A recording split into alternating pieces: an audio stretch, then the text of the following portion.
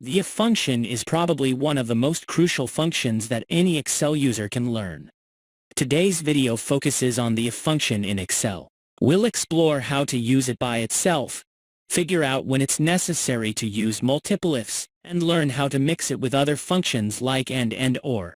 In this video, I've taught you step by step how to first understand the problem and then find a solution using the if function.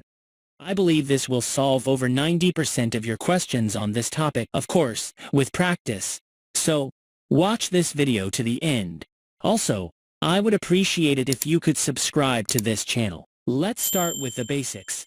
Here, I have a table of actions from a marketing team, which includes metrics like budget, revenue, and ROI. If you're not sure what ROI is, don't worry. It's calculated based on budget and revenue. ROI is a measure for evaluating the performance of business actions. Let's assume that if it's positive, it's successful, and if not, it's considered failed. So, to achieve this result, I need to use a function in this cell. But before that, I'd like to explain this point using a presentation. In this tutorial, we'll examine each example within the framework of an organization chart. As I mentioned before, this example is very basic. As you can see, if the ROI is positive, then it's true, and if not, it's false. Now, let's implement this logic using the if function in this cell. First, I need to set up my condition, which is checking if G4 is greater than 0, because we're looking for a positive ROI.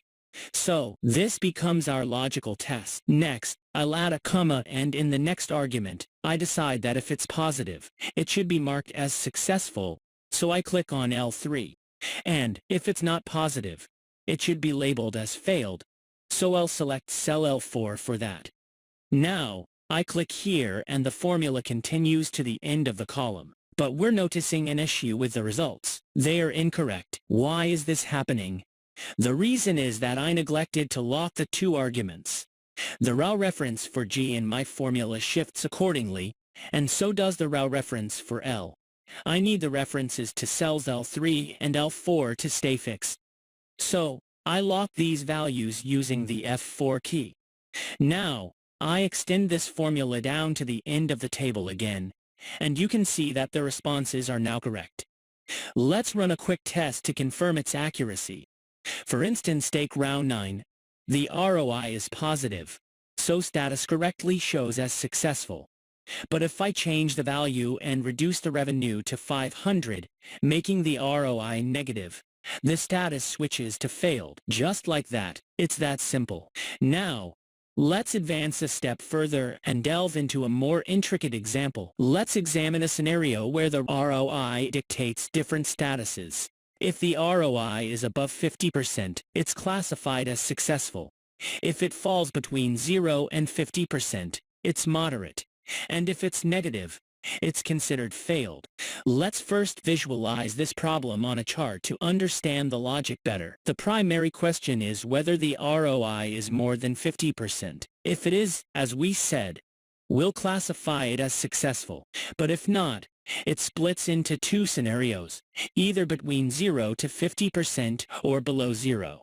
Now, let's apply this logic using the if function.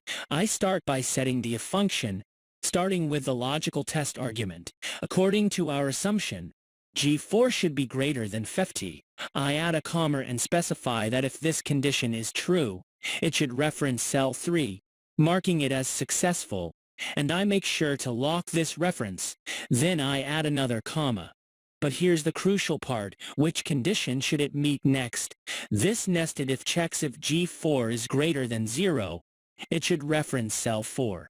If it's less than 0, it should reference cell 5. After closing both parentheses, I extend the formula down the column, and we can observe the accurate assignment of values.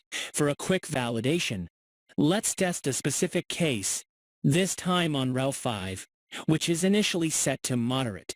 If I change the revenue to 4,000, the ROI becomes greater than 50%, and the status changes to successful. Conversely, if I reduce the revenue to 2,000, the ROI turns negative, and accordingly, the status switches to failed. This demonstrates the effective use of nested if functions in Excel. In our next example, we want to learn how to use the ifs function. In this case, we have 4 different conditions to determine the status of our actions. Let's take a look at these conditions on a chart. We don't have overly complex diagrams yet, but as you can see in the image, the different states are quite clear and don't require much explanation from me. However, the key difference from our previous examples is that, due to the increased number of conditions, we can't simply proceed with a basic yes or no flow chart. If we tried to do so, it would become too complicated. So, we're not using the nested approach. Now, let's go to ifs.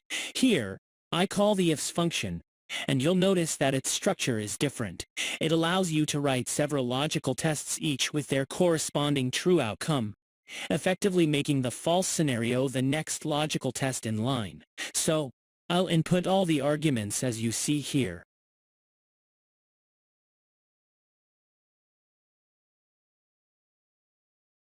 Now that we've gone through it step by step, I think the ifs function has become easier for you too.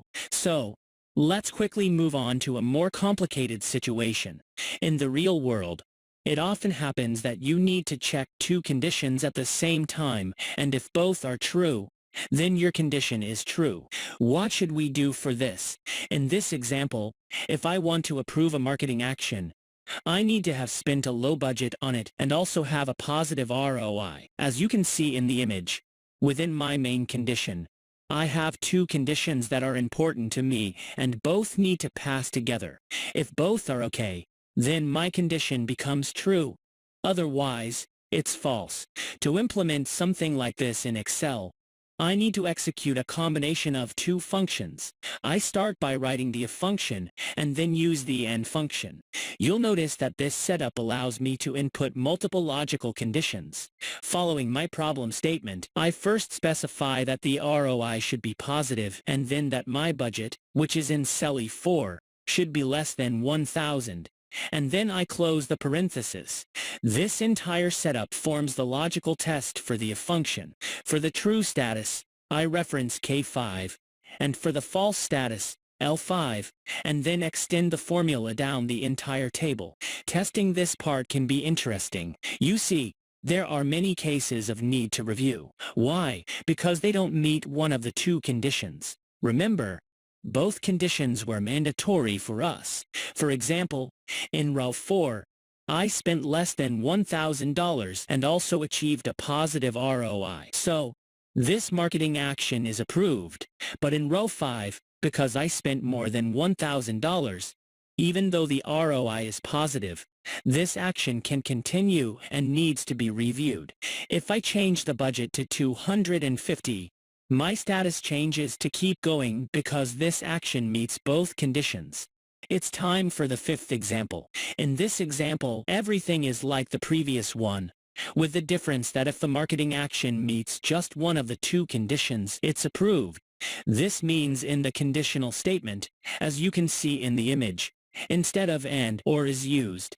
So, the only difference here is that instead of calling the and function, I call the or function. Let's just focus on the tutorial itself.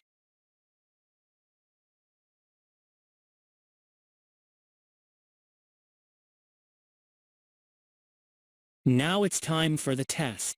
All rows are marked as keep going except for this one. This is because both the ROI is negative and I have allocated more than $1,000 for this action's budget. So, this action is not approved.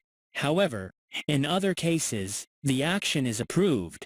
In row 7, even though the ROI is negative since the budget is $999, the action is approved and can continue.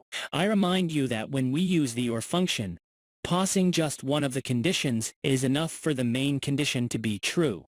Let's move on to the 6th and most complex stage and solve it together.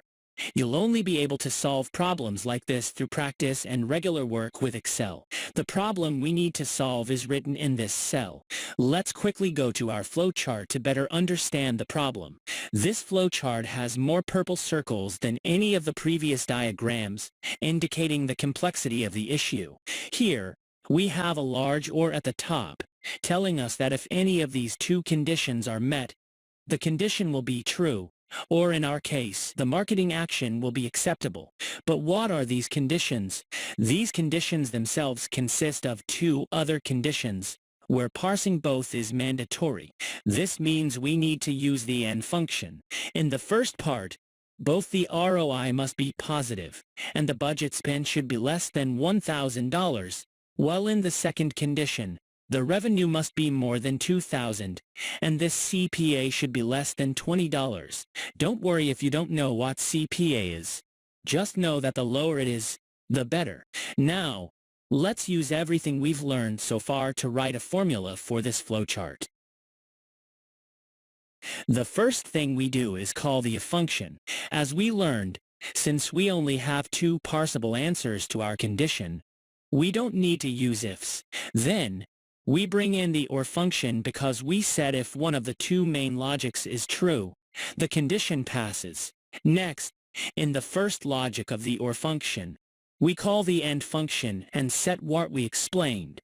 The budget should be less than $1,000, and the ROI should be positive. Now I close the parenthesis, completing the first AND function. As you can see, we return to the OR function layer, add a comma, open the parenthesis, and again implement the AND function and set its arguments. Revenue should be more than $2,000, and CPA less than $20. Then I close the parenthesis of the AND function, and now I close the next parenthesis, meaning the OR function is also complete, and we return to the if function layer. Everything we wrote so far was the logical test of the if function. From here, it's easy. If the condition is true, the status is like, and I refer to cell G4, and if it's false, I refer to cell H4, meaning dislike, and then I continue the formula down the table. Now it's time for the final test. In row 11, the budget for the marketing action is set at $1,700, even though the ROI is positive, since one of the first two conditions isn't true. This action doesn't pass one of the overall conditions, but in the next condition, the revenue is less than $2,000, even though my CPA is less than $20. This condition isn't met either. So, the status of this action is dislike. But let's look at one of the cases that got a like status. Here, my budget is less than $1,000, and the ROI is 400%, which means it's positive. So it passes the first condition, and it doesn't matter what the second condition is. So, the status of this action is like. The same goes for the next row. Both the budget is less than $1,000, and my ROI is positive. So, this action also gets a like. That's great. Let's summarize. In this video, in 6 steps with 6 examples, we solved different challenges using the if function. As I said at the beginning of the video, if you practice these, you'll definitely be able to handle 90% of the daily Excel challenges that need the if formula. Now that you've followed my video this far, I'd really appreciate it if you could subscribe to this channel so I can produce more instructional videos for you. Please leave me a comment and tell me about your problems in Excel so I can teach you how to solve them.